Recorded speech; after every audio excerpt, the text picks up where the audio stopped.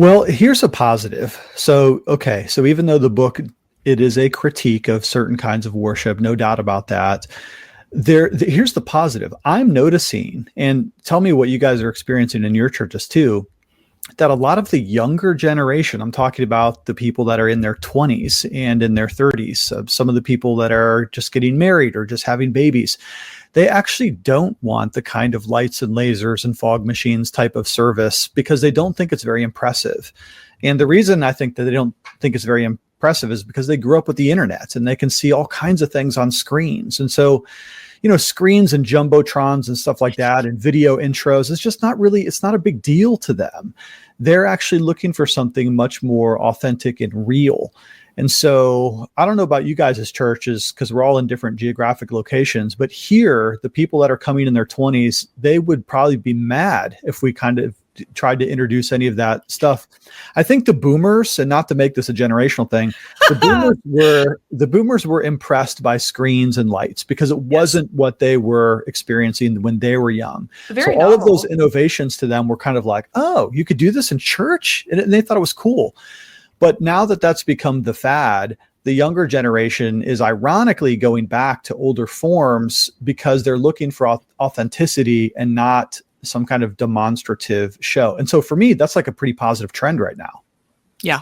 Yeah. And there are statistical realities to that as well. I was just seeing some statistics. They're not massive. So, I mean, there's really limited usefulness to them, but there are trends that suggest that younger people are leaning more towards more traditional worship. Mm-hmm. But on the opposite side of that, a lot of the young people that are wanting more traditional worship because they don't get in with the kitsch of the boomer laser light show of the 90s, maybe they were raised evangelical and they want something better, they usually don't come to a regulative principle church. That's kind of rare as far as I can tell. It's usually Anglican or Eastern Orthodox. I actually have a friend who that's the case for her and her husband.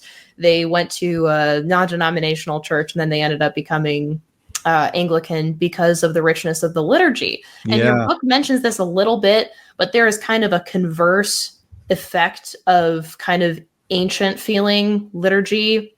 And it's difficult to condemn them for wanting that, but there is an element to that is very similar. I feel like that there are rituals that kind of make you feel better. And again, I mean, not to be overly condemnative because I have friends who are in this position. And of course you're like, well, I don't want you to go hear, Pastor Joe talk about how he was in baseball 20 years ago for the, 100th time on a Sunday.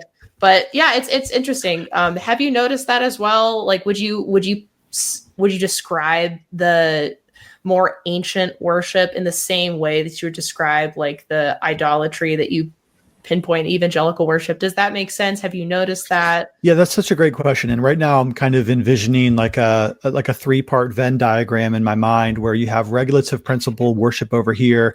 You have something in the middle, which would be like your Anglican, Lutheran, and even Orthodox kind of manifestations. And then you have your worshiptainment stuff over here, which obviously I'm against. And they each have some commonality. So for instance, the Lutheran, Anglican, and Presbyterian stuff, we have tradition and history in common. So there's an overlap there. Whereas the Lutheran and Anglican has a lot of visual demonstration that is also inherent in worshiptainment. And so those two have something in common as well. And from our perspective, what they have in common is also concerning because a lot of it is innovation. It's just from different centuries or even innovations in different millennia.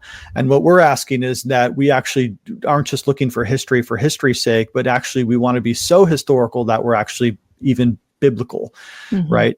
So I appreciate the impulse because those who are moving from the worshiptainment to the Anglican or Orthodox position, they're doing that because they want something that is more profound and more authentic. So that's a good impulse. They should be looking for that. But in my view, unfortunately, maybe they haven't gone quite as far as they ought to. And so they're still enchanted by some of the so-called smells and bells of that particular model of worship, which, we would have our own concerns with for various reasons.